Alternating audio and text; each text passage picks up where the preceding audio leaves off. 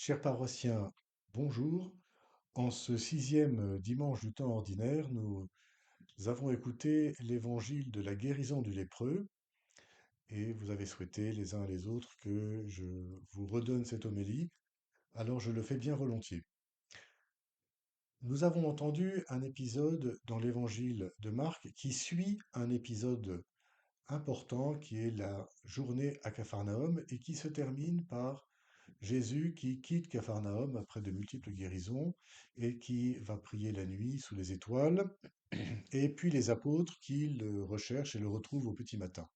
Et là, Jésus dit, nous allons partir tout de suite, nous allons faire une grande tournée en Galilée, dans toutes les villes et villages de Galilée. C'est pour cela que je suis sorti, dit-il.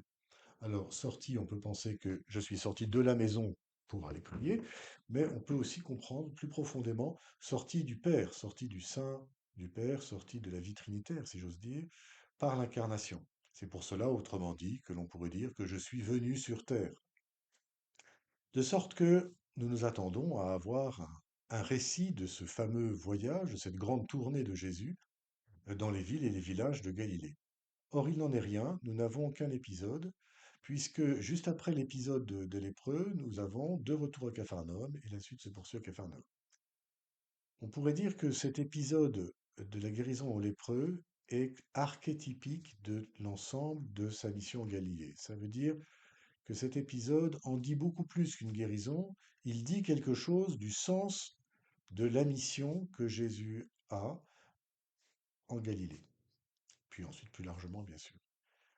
Alors, on peut comprendre, mais finalement, le sens de cette mission serait donc qu'il guérit, qu'il est un maître de guérison pour le monde. Or, il n'en est rien, car cette guérison est d'un type tout à fait particulier. Il s'agit de la guérison de la lèpre.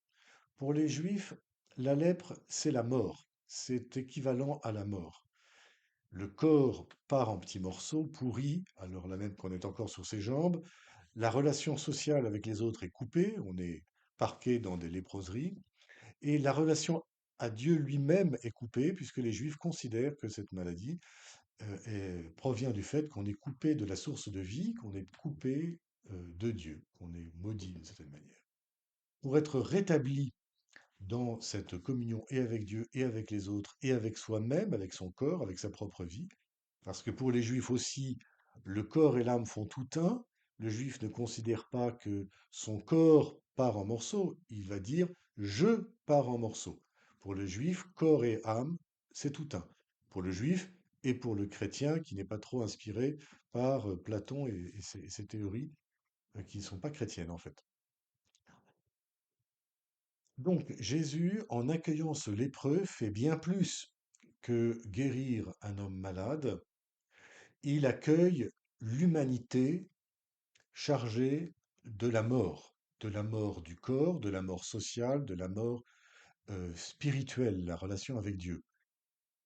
L'humanité qui a été créée pour la communion, la pleine communion avec Dieu, créée à son image, créée à son image qui est trinitaire, qui est communion, donc pour être soi lui-même un être de communion les uns avec les autres. Donc la qualité de la communion entre nous, en quelque sorte, nous désigne, dit notre identité, ce que nous sommes de plus profondément, des êtres de communion. Or cela est détruit. La mort a détruit la communion entre nous, dans les familles, dans les pays, dans les villes, dans l'histoire, a détruit aussi la communion avec Dieu, où les hommes ont le sentiment d'être abandonnés par Dieu, ou de ne pas le connaître, ou même de le détester. Mais aussi, par rapport à notre corps, nous sommes des êtres comme les autres mammifères, nous sommes malades, nous mourrons, nous vivons sans cesse le scandale de notre corps qui nous lâche, et qui nous lâche à la vieillesse, mais pas seulement, qui touche aussi les enfants, les petits-enfants, même à naître, etc.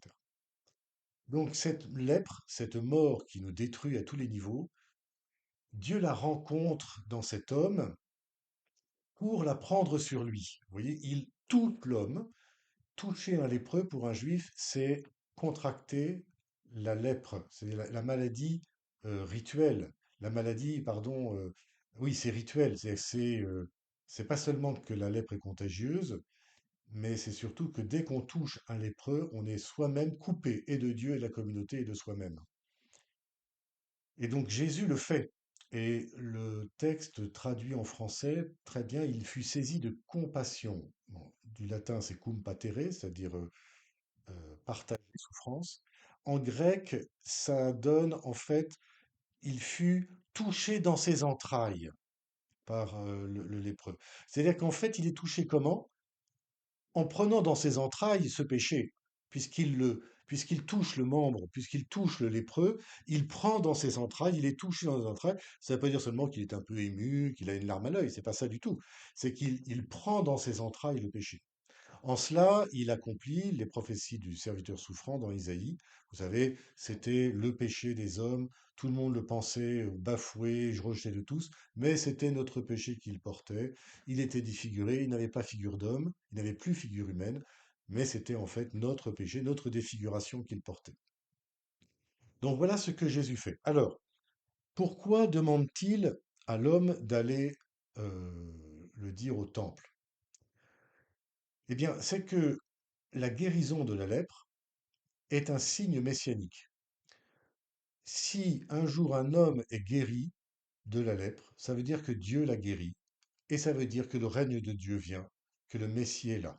La lèpre, on n'en guérit pas, les gens le savaient très bien. Pourtant, il y a 3 chapitres dans le livre du Lévitique qui traitent de la lèpre, et qui traitent de comment faire quand quelqu'un est guéri de la lèpre. Or, personne n'est guéri de la lèpre. Pourquoi il y a ça? Parce que on attend le Messie. Le jour où quelqu'un sera guéri de la lèpre, c'est que le Messie est là. Et donc c'est ce qui se passe là, avec la rencontre de ce lépreux. C'est pour ça que pour Jésus, c'est tellement important qu'il aille au temple, pour qu'il aille se faire reconnaître dans sa guérison, que les grands prêtres et tous les prêtres du temple disent, bon sang, mais il a été guéri, c'est que le règne de Dieu est là, le Messie est là, et donc les prêtres le savent, le proclament, et du coup pour Israël, vous imaginez l'impact que ça aurait eu.